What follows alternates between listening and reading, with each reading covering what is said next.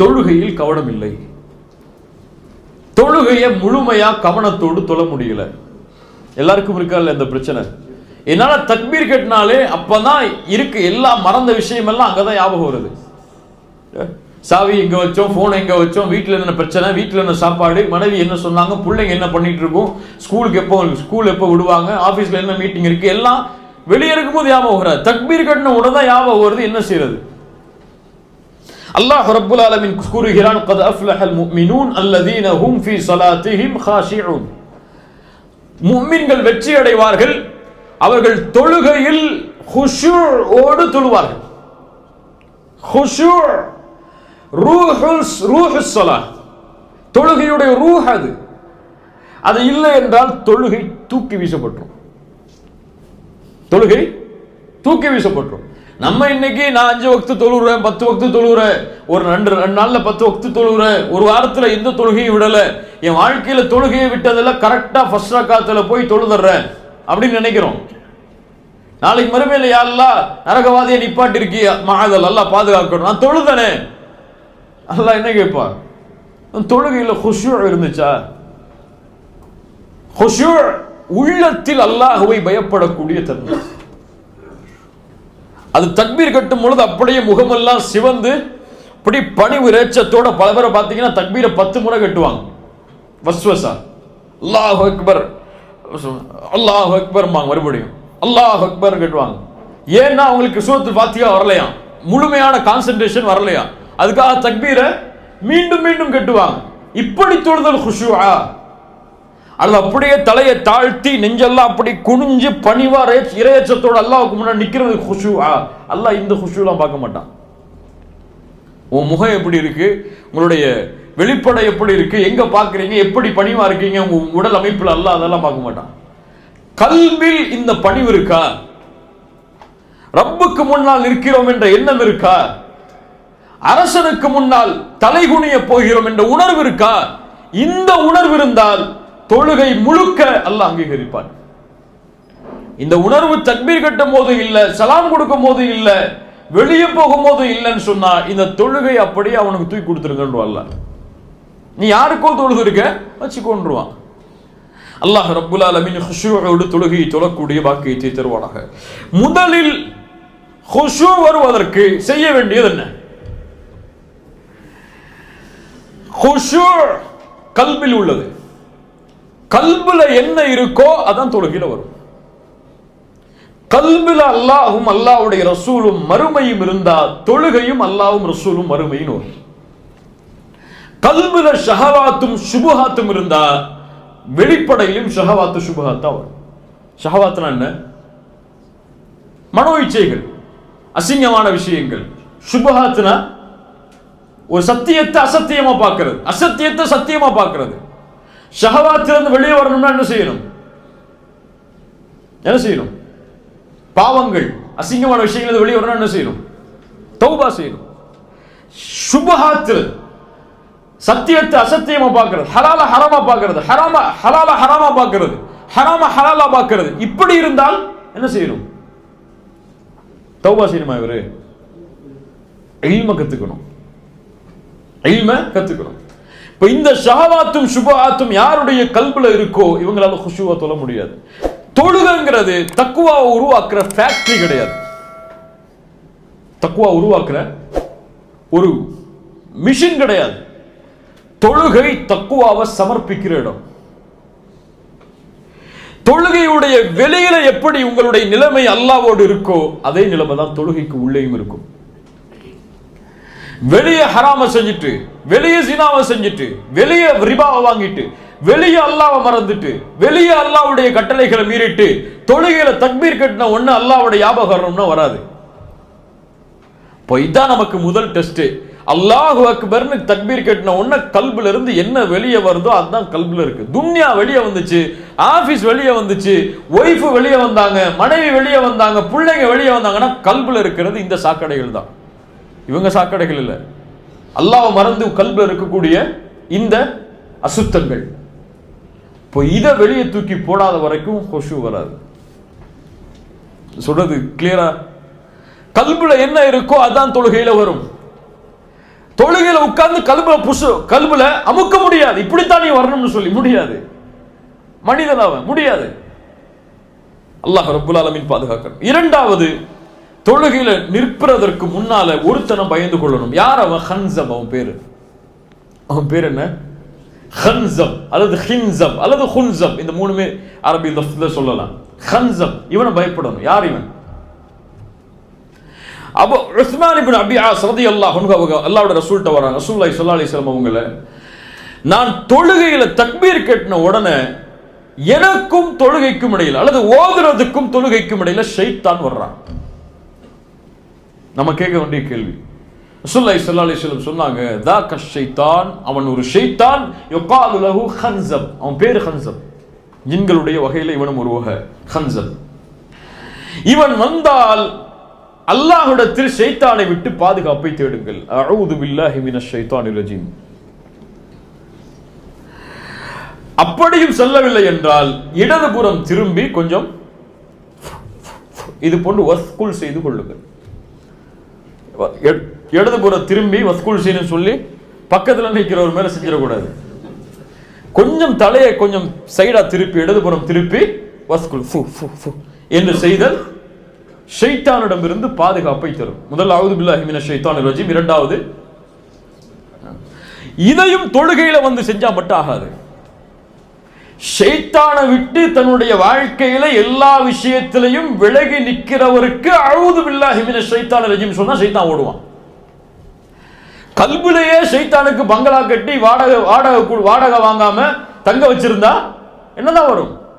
நீ விரட்டி விட்டாலும் போக மாட்டான். நம்ம விரட்டி விட்டாலும் அவன் என்ன செய்ய மாட்டான்? போக மாட்டான். இப்போ வாழ்க்கையில ஷைத்தான் இல்லைன்னா தொழுகையிலையும் ஷைத்தான் இருக்க மாட்டான். விரட்டினா ஓடிடுவான். வாழ்க்கையில நம்மளே கூட வச்சுக்கிட்டு என்னோடய இரு, பிசினஸ்ல என்னோடய இரு, வட்டியா என்னுடைய தொழில் இரு, கிரெடிட் கார்டா, என்னுடைய பர்ஸ்ல கிரெடிட் கார்டா இரு, இப்படி எல்லா விஷயத்திலும் என்னோட இருந்துங்க, தொழுகையில மட்டும் போனா போக மாட்டான். ஹன்சம் அல்லாஹ்வுடைய தூதர் ஸல்லல்லாஹு அலைஹி வஸல்லம் பாதுகாப்பை தேட சொன்னார்கள். இன்னைக்கு என்ன? எல்லாம் நரகத்தை விட்டு பாதுகாத்து, எல்லா சொர்க்கத்தை கொடு, ஜன்னத்துல் ஃபிர்தௌஸ் சொர்க்கத்தை கொடு, ஆமீன் ஆமீன் சத்தம் போட்டு சொல்றோம். ஆனா ஜன்னத்துல் ஃபிர்தௌஸ்க்காக உழைச்சிருக்குமா ஒரு நாளைக்கு அதெல்லாம் தெரியாது. இப்படியே இல்லையா? அல்லாஹ் முஃமின்களுடைய தன்மையை சொல்லிட்டே வர்றான். முஃமின்கள் இறையச்சத்தோடு தொழுவார்கள், வாக்குறுதிகளை பாதுகாப்பார்கள், ஜக்காத்தை கொடுப்பார்கள், கற்பை பாதுகாப்பார்கள், அமானிதங்களை பாதுகாப்பார்கள், தொழுகையை பாதுகாப்பார்கள், வக்தை விடமாட்டார்கள். இதான் முஃமின்களுடைய தன்மை. இவர்கள் சொர்க்கத்துடைய வாரிசுதாரர்கள். இந்த சொர்க்கம் ஜன்னத்துல் ஃபிர்தௌஸ். ஜன்னத்துல் ஃபிர்தௌஸ் சொர்க்கத்தை அல்லாஹ் கொடுத்தா இன்னைக்கு ஆமீன் சொல்றதுக்கு பல பேர் இருக்காங்க. ஜன்னத்துல் ஃபிர்தௌஸ்க்காக இந்த தன்மையெல்லாம் செஞ்சு உழைச்சமான்னு சொன்னா கிடையாது. இல்லையா? நமக்கு என்ன இன்னைக்கு ஆட்டோமேட்டிக்கா இன்னைக்கு மூத்தானா கூட ஜன்னத்துல் ஃபிர்தௌஸ் போயிடும்னு நம்பிட்டு இருக்கோம் நம்ம எல்லாம். இன்னைக்கு மூத்தானா சொர்க்கம் பானுக்கு இல்ல, மாஷா அல்லாஹ், அல்லாஹ் பாதுகாத்தவர்களை தவிர. ஆனா ஒவ்வொரு நாளும் தூங்கும் போது கேட்க வேண்டியது கேள்வி என்ன? இன்னைக்கு என்ன செஞ்ச நீ சொர்க்கத்தை அடைகிறதுக்கு? கரெக்டா தொழுதியா? கரெக்டா ஹுஷூவோடு தொழுதியா? ஜக்காத்து கொடுத்தோமா? அமானிதங்களை பேணணுமா? பொறுமையா இருந்தோமா? வாக்குறுதிகளை பேணணுமா? இப்படி அல்லாஹ் கூறிய சொர்க்கவாதிகளுடைய தன்மையை செயல்பட்டுட்டு மௌத்தாகும் போது அல்லது தூங்கும் போது நான் சொர்க்கத்துக்கு போக போறேன் இன்ஷா அல்லாஹ்ங்கிற எண்ணம் இருந்தா சரி. நான் என்ன இருக்குன்னு நம்ம ஜன்னத்துல் ஃபிர்தௌஸ் போகணும்னு நினைச்சிட்டு இருக்கோம். அல்லாஹ் ரப்புல் ஆலமீன் ஆமிலின் அமல் செஞ்சாதான் அந்த துவா அங்கீகரிக்கப்படும். துவாவை சும்மா கேட்கறதுனால துவா அங்கீகரிக்கப்படாது. அல்லாஹ் நரகத்தை விட்டு பாதுகாத்திரு, நரகத்துடைய கேவலத்தை விட்டு பாதுகாத்திருன்னு சொல்லும் போது, இமாம் சொல்லும் போது ஆமீன் சொன்னா மட்டும் துவா அங்கீகரிக்கப்படாது. அந்த அமலை விட்டு நாம் விலகி இருக்கணும். மூன்றாவது, தொழுகையை கவனத்தோடு தொழுவதற்கு உள்ள வழி நிம்மதியா தொழுகிறது. நிம்மதியா தொழுகிறதுனா என்ன? பொறுமையா நிதானமா தொழுகிறது. தக்பீர் கட்டணுமா, நெஞ்ச நிமித்தி தலைய சுஜூதை நோக்கி தாழ்த்தி பணிவா நிற்கிறது. கொஞ்ச நேரம் குர்ஆனை ஓதி முடிச்சிட்டோமா, அழகான முறையில் கைகளை உயர்த்தி ருக்குவுக்கு போறது. ருக்கு செஞ்சிட்டோமா, அதுக்கு பிறகு பழைய நிலைமைக்கு முழுமையா வர்ற வரைக்கும் முதுக நேராக்குதல். இப்படி நிதானமா தொழுகையை தொழுதாலே கவனம் இருக்கும். இன்னைக்கு என்ன? தக்பீர் கட்டுவான், சலாம் கொடுத்துட்டு வெளியே போறதே தெரியாது. அப்படியா இல்லையா? தனியா தொழும் போது இவர் தொழுகையை பார்த்தீங்கன்னு வச்சுக்கோங்க, 1 செகண்ட் 3 செகண்ட்ல முடிஞ்சிடும். இல்ல மாஷா அல்லாஹ். இமாமா நின்னார்னு வச்சுக்க, எத்தனை நிமிஷம் சொல்லுவாரு? 10 நிமிஷம் சொல்லுவாரு. இது முனாஃபிக்குடைய தனம். இமாமாக நிற்கும் பொழுதும் சரி, தனிமையா நிற்கும் பொழுதும் சரி, தொழுகையுடைய முறை ஒண்ணுதான். நிதானமாக தான் ரசூலுல்லாஹி ஸல்லல்லாஹு அலைஹி வஸல்லம் தொழுதாங்க. இப்ப நிதானமாக தொழுகை நிறைவேற்றினா தொழுகை கவனத்தோடு வரும். ஸல்லல்லாஹு அலைஹி வஸல்லம் சொன்னாங்க, ஒரு மனிதன் திருடக்கூடிய திருட்டில் மோசமான திருட்டு தொழுகையில் திருடுதல். எப்படி? சுஜூதை முழுமையாக செய்ய மாட்டான், ருக்குஐ முழுமையாக செய்ய மாட்டான், அவனுடைய முதுகுத்தண்டு நேராக மாறாது, நேராக குனியாது சுஜூதில். இவன் தொழுகையில் திருடுகிறான் என்று அல்லாஹ்வுடைய ரசூல் ஸல்லல்லாஹு அலைஹி வஸல்லம் சொன்னாங்க. ஒரு ரசூலுல்லாஹி ஸல்லல்லாஹு அலைஹி வஸல்லம் சஹாபி வந்தாங்க, தொழுதாங்க, நஃபிலான தொழுகை. ரசூலுல்லாஹ் சொன்னாங்க, இர்ஜி ஃபஸல்லி ஃபஇன்னக லம் துஸல்லி, திரும்பி போங்க, தொழுங்க, இன்னும் தொழலன்னாங்க. ரெண்டாவது முறை வந்தாரு, ரசூலுல்லாஹ் தொழுதுட்ட, இர்ஜி ஃபஸல்லி ஃபஇன்னக லம் துஸல்லி, தொழல, மீண்டும் தொழுங்கன்னாங்க. மூணாவது முறை, யா ரசூலுல்லாஹ் எனக்கு தொழ தெரியாது, தொழுகை கற்றுக் கொடுங்கன்னாங்க. ரசூலுல்லாஹ் சொன்னாங்க, சுஜூத் செய்யுங்க, நிதானமா சுஜூத் செய்யுங்கன்னாங்க. ருக்கு செய்யுங்க, நிதானமா ருக்கு செய்யுங்கன்னாங்க. அப்ப அந்த நிதானம் கவனத்தை ஏற்படுத்தும். நான்காவது, தொழுகையில எங்க பார்க்கிறோம்னு முதல்ல பார்க்கணும். கியாமல நின்ன உடனே முதுக நேராக்கி பார்வை எதை நோக்கி வரணும்? சுஜூதுடைய இடங்கள்ல. சுஜூதுடைய இடங்கள்ல விழும் பொழுது கவனத்தை நீக்கக்கூடிய உருவப்படங்களோ அல்லது விஷயங்களோ இருந்தா அதை நீக்கிடணும். இன்னைக்கு பல மேட்டை பார்த்தா பட்டுப்புடவமா இருக்கு, பல தொழுகை விரிப்புகளை பார்த்தா பட்டுப்புடவமா இருக்கு, அல்லது காபாவுடைய துணி மாதிரி விரிச்சு போட்டு ரொம்ப பளபளன்னு மேட்டை வச்சு தொழுது அவருக்கு சிறந்ததா இருக்கு. ஆனா இதுவெல்லாம் கவனத்தை திருப்பி விடும். சுஜூத் செய்யக்கூடிய இடம் கொஞ்சம் பிளேனா இருந்தா கவனம் அந்த பார்வையை நோக்கி செல்லும். இல்ல அங்க போய் ஷைத்தான் அங்கிருந்து வேற பக்கம் திருப்பிடுவா. இஷாராவுடைய நேரத்தில், அத்தஹியாத்துடைய நேரத்தில் பார்வையை ஒரு பக்கம் ஒன்று சேர்த்தல். இப்ப இப்படி பார்வையை ஒருமுகப்படுத்துதல் கவனத்தை தொழுகையில ஏற்படுத்தும். ஐந்தாவது, சுத்ராவோடு தொழுதல். சுத்ரா சில இமாம்கள்ட்ட வாஜிப், சில அறிஞர்கள்ட்ட வாஜிப், சில அறிஞர்கள்ட்ட ருக்குன். சுத்ரானா என்ன? முன்னாடி ஒரு தடுப்பை வச்சு தொழுதல், போனை வச்சு தொழுறது இல்லை, ஒரு உயரம் உள்ள ஒரு தடுப்பை வச்சு முன்னாடி வச்சு தொழுதல் சுத்ரா. நமக்கும் அந்த தொழுகைக்கூடிய இடைக்கும் இடையில யாரும் உள்ள நுழையாதபடி அதுக்கு பின்னாடி தான் மக்கள் இருக்கிற மாதிரி சுத்ரா வச்சு தொழுதல். இமாமுக்கு பின்னாடி நிற்கும் போது சுத்ரா தூக்கி வச்சிடக்கூடாது, இமாம் தான் நமக்கு சுத்ரா. தனியா தொழும் போது, பள்ளியில் நடுப்பள்ளியில தொழும் போது ஒண்ணுமே இல்லாம தொழக்கூடாது.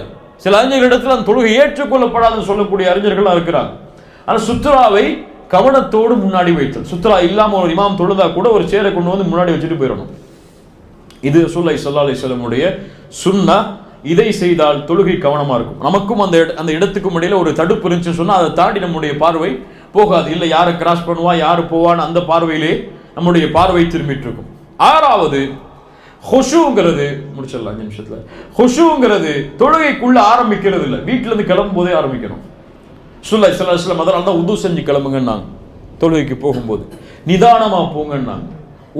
ஓடாதீங்க, சக்கீனாவோட வக்காரோட கண்ணியமான முறையில் அமைதியான முறையில் தொழுகைக்கு போங்கன்னாங்க. அவசரமா தொழுகைக்கு போகாதீங்க.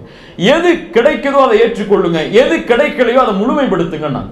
ஒரு ரக்காத்து விட்டு போனா கூட ஓடி போய் சேராதீங்க. ஓடி போய் சேர்ந்தா ஃபுல் தொழுகையுமே என்ன ஆகும்? பரபரப்புல முடிஞ்சிடும். நிதானமா போய் என்ன ரக்காத்து கிடைக்குமோ அதை ஏற்றுக்கொண்டா போதும். ரசூலுல்லாஹி ஸல்லல்லாஹு அலைஹி வஸல்லம் சொன்னாங்க. ஆனா அது ரசூலுல்லாஹி ஸல்லல்லாஹு அலைஹி வஸல்லம் இப்படி மட்டும் சொல்லல. எப்படி சொன்னாங்க? பள்ளியில உது செஞ்சுட்டு முன்னாடி போய் தஹியா மஸ்ஜித் தொழுதுட்டு சுன்னாவுடைய தொழுகைகளை தொழுதுட்டு உட்கார்ந்து அல்லாஹ்விடத்துல பாவ மன்னிப்பு கேட்டா மக்கள் மலக்கு பக்கத்துல உட்கார்ந்து பாவ மன்னிப்பு தேடுவார். அவர் உட்கார்ந்து இருக்க நேரம் வரை அல்லாஹ் இவரை மன்னிச்சிருந்த அந்த மலக்கு அல்லாஹ்விடத்துல துஆ செய்வார். தொழுகை எதிர்பார்த்திருத்தல் போருக்கு எதிர்பார்த்திருத்தலுக்கு சமம். இந்த ஹதீஸ் ரசூலுல்லாஹ் சொல்லியிருக்காங்க. நம்ம தொழுகையில இக்காமத் சொல்லும் போது ஓடக்கூடாதுங்கிற ஹதீஸை மட்டும் எடுத்து வச்சுட்டு நிதானமா போகணும். அல்லாஹ் ரப்பல் ஆலமீன் பாதுகாக்கணும். ஏழாவது, பள்ளிக்குள்ள போன உடனே ஃபர்ல் தொழுகைக்கு முன்னாடி சில பிராக்டிஸான தொழுகையை தொழுறோம். நவாஃபிலான தொழுகை, தஹியா மஸ்ஜித், சுன்னா தொழுகை, இது போன தொழுகைகளை தொழுதா நம்ம தயாராகும் தொழுகைக்காக. அப்போ முழுமையான கவனம் ஃபர்துக்கு வரும். சுன்னத்தான தொழுகை, நஃபிலான தொழுகைகளை முன்னாடி தொழுதா. எட்டாவது, மிக முக்கியமானது, யாருக்கு முன்னாடி நிக்கிறோம்னு நமக்கு தெரியணும். முதல்ல யாருக்கு முன்னாடி நிக்கிறோம்னு சொல்லி. ஷேக் முகமது இன்னைக்கு உங்களை கால் பண்ணி கூப்பிட்டா எப்படி இருக்கும்? ஷேக் முகமது யாரு? இந்த நாட்டுடைய அமீர். அவர் நம்மளை ஃபோன் போட்டு வாங்க உங்களை சந்திக்கணும் சொன்னா எப்படி போவீங்க? படபடப்பா மட்டுமா போவீங்க? என்ன பேசணும், என்ன பண்ணணும் எல்லாத்தையும் ப்ரிப்பேர் பண்ணிட்டு அழகான ஆடை உடுத்துட்டு, கண்ணியமான ஆடை உடுத்துட்டு, அன்னைக்கு போய் ஷாப்பிங் பண்ணி ஆடையெல்லாம் உடுத்துட்டு, அத்தர் போட்டுட்டு, இருக்கிற அத்தர்ல வெளியே இருந்த அத்தரை போட்டுட்டு இந்த உலகத்துடைய ஒரு அரசராக இருக்கக்கூடியவருக்கு முன்னாடி போய் நிக்கணும்னு விரும்புவோம். ஆனா அகிலத்தின் அதிபதிக்கு முன்னாடி போகும்போது நைட் என்ன ட்ரெஸ்ல தூங்கணுமோ அதே ட்ரெஸ்ல போய் நிற்போம். அப்பதான் வேர்த்து விறுவிறுத்து விளையாண்டு வருவார். அப்போ போய் நிற்பார் தக்பீர் கேட்டுட்டு. பக்கத்தில் நிற்கிறோம், தொலை கூட முடியாது. பல்லாவிற்கு கொடுக்கக்கூடிய கண்ணியம் நம்முடைய ஆடையிலையும் நம்முடைய செயல்முறைகளையும் தொழுகையில் வெளிப்படும். ஹுது ஜீனத்தக்கும் இந்த குல்லி மஸ்ஜித், ஒவ்வொரு மஸ்ஜிதுடைய கண்ணியத்தையும் எடுத்துக்கொள்ளுங்கள். ஆடைகளை அலங்கரித்தல் அல்லது குர்ஆன் என்ன ஓத போறோம்னு சொல்லி முன்னாடியே ப்ரிப்பேர் பண்றது, என்ன ஓத போறோம் அதுக்குடைய அர்த்தம் என்ன அப்படி முன்னாடியே பார்க்கறது, இது போன்ற வழக்கங்கள் எல்லாம் தொழுகையில் கவனத்தை கொண்டு வரும். 9வது, இது நமக்கு எவ்வளோ சொன்னாலும் நமக்கு வராது, இல்லை மாஷா அல்லாஹ், அல்லாஹ் பாதுகாத்தவர்களை தவிர என்ன தொழுகையில் ஓதுறோன்னு நமக்கு தெரியணும். முடிச்சார் 5 நிமிஷம் சொல்லிட்டார் அவர் பாபா. என்ன தொழுகையில் ஓதுறோம்னு சொல்லி நமக்கு தெரியணும். என்ன ஓதுறோம்? சுப்ஹான ரப்பில் அஸீம். எத்தனை பேருக்கு அர்த்தம் தெரியும் சொல்லுங்க, நீங்க சொல்லுங்க. எத்தனை பேருக்கு அர்த்தம் தெரியும்? எத்தனை பேருக்கு தெரியும் சுப்ஹான ரப்பில் அஸீம்? இப்ப கேட்பேன், கையை தூக்கலன்னா கேட்பேன், சொல்லணும். உண்மையா சொல்லுங்க, எனக்கு தெரியும் முழுமையான அர்த்தம் சொல்ல கையை உயர்த்துங்க. எத்தனை வருஷம் தொழுதுருப்போம்? 30 வருஷம், 35 வருஷம், 40 வருஷம். ஒரு சின்ன வார்த்தைக்குரிய அர்த்தம் கூட நம்ம இன்னும் பார்க்கல. ஆனா தொழுகையை கவனமா தொழணும்னு நினைக்கிறோம். தொழுகையில வந்தா கவனம் வர மாட்டேங்குதுன்னு நினைக்கிறோம். இப்ப யார்கிட்ட மிஸ்டேக் இருக்கு? நம்மள்ட்ட தான் தவறு இருக்கு. சுப்ஹான ரப்பியல் அஸீம், சுப்ஹான ரப்பியல் அலா, ரப்பிக்ஃபிர்லி, இந்த லஃப்லுக்கு கூட என்ன அர்த்தம்னு இன்னும் நம்ம பார்க்கல. நான் கொஞ்சம் வேற கவனம் முடிக்கணுங்கிறதுனால கொஞ்சம் சீக்கிரம் முடிச்சிடுறேன், இல்லைன்னா கொஞ்சம் அதிகமாயிரும். சுப்ஹானல்லாஹ், அவ்வளவு அறியாமையிலே முடிய சமூகம் இருப்பதை பார்க்கும்போது மனசெல்லாம் வலிக்குது. சுப்ஹான ரப்பியல் அலாக்கு என்ன அர்த்தம் தெரியலன்னா குர்ஆன்ல ஓதக்கூடிய சூறாக்களுக்கு என்ன அர்த்தம் ஓத முயற்சிப்போமா? கிடையாது. அல்லாஹ் பாதுகாக்கணும் இந்த அறியாமை விட்டு. 10வது கடைசி, தொழுகையை தடுக்கக்கூடிய எல்லாத்தை விட்டு பழகிடணும். பசிக்குதா ரொம்ப, சாப்பிட்டு வந்து தொழுங்க, பரவாயில்ல. ஃபர்த ஜமாத்தை விட்டா கூட பரவாயில்ல, பசியை முடிச்சுட்டு வந்து தொழுங்க. பசியோட தொழுது ஜமாத் தொழுகையும் பாலாக வேணாம். தாகமா இருக்கா, தண்ணி குடிச்சிட்டு வந்து தொழுங்க. அல்லது உங்களுக்கு கழிவறைக்கு போகணும் எண்ணம் இருக்கா, போயிட்டு வந்து தொழுங்க, பிரச்சனை இல்லை. முக்கியமான வேலைகள் இருக்கா, அது எமர்ஜென்சியான சிச்சுவேஷன், அதை முடிச்சாதான் தொழுகையில கவனம் செலுத்த முடியும், அதை முடிச்சு வந்து தொழுங்க, பிரச்சனை இல்லை. ஆனா 2க்கு இடைப்பட்டதுல இதையும் வாங்கி போட்டுட்டு அதையும் வாங்கி போட்டுட்டு தொழுது எந்த பலனையும் இல்லாம போறதை விட எல்லாத்தையும் முடிச்சுட்டு வந்து நிதானமா தொழுறது நல்லது. இதை எடுத்துடக்கூடாது. இதை நான் வழக்கமா எடுத்துக்கொள்வேன். எம்டிட்ட போன் பேசிட்டு வந்தா தொழுதா நிம்மதி வரும், அல்லது வீட்டுல போய் சாப்பிட்டு ஒய்ஃப் கையால உணவை வாங்கி சாப்பிட்டாதான் நிம்மதி இருக்கும், அதுக்கப்புறம் தான் தொழுவேன்னு சொல்லி இதெல்லாம் காரணமா கட்டக்கூடாது. அவசரமான நிலைமை அல்லது தடுக்க முடியாத சூழ்நிலை வரும்பொழுது அதை செஞ்சுட்டு வந்து ஊர்ல எமர்ஜென்சியா ஒரு கால் வந்துச்சு, கட் ஆயிடுச்சு, என்னன்னு தெரியணும். அது தொழுகையில் தக்பீர் கட்டினா நமக்கு கவனம் வருமா? வராது. அதான் ஆபகம் வரும், என்ன எமர்ஜென்சி ஆயிடுச்சுன்னு சொல்லி. இப்போ அதெல்லாம் முழுமையா தெரிஞ்சிட்டு வந்து தொழுகிறது சிறந்தது. இந்த மாதிரி விஷயங்களை கடைபிடித்தால் தொழுகை கவனமோடு அமையும். அல்லாஹ் ரப்புல் ஆலமீன் இது போன்ற தொழுகைகளை முழுமையாக தொழக்கூடிய வாய்ப்பை எமக்கு தரட்டும்.